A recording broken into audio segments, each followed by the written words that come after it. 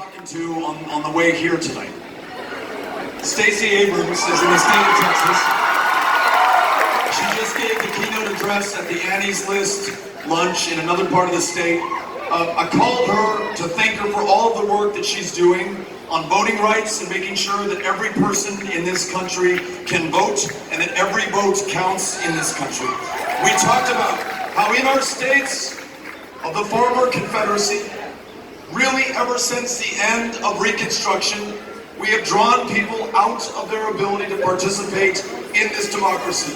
In Texas, beginning in the 1920s, in the Democratic primary, if you were African American, you by law could not vote.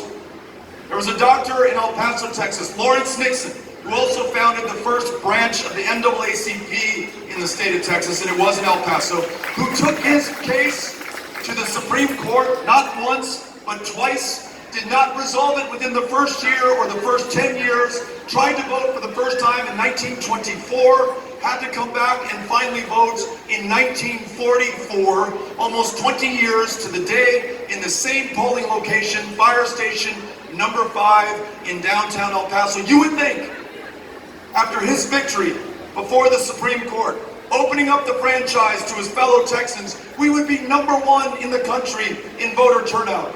But we were 50th because the gerrymandering based on race and ethnicity, voter ID laws that say that you can use your license to carry a firearm to prove who you are at the ballot box, but you cannot use your student ID at Paul Quinn College to prove who you are at the ballot box, have kept people out of our democracy and kept their genius out of our government. So we need a new Voting Rights Act in this country to make sure that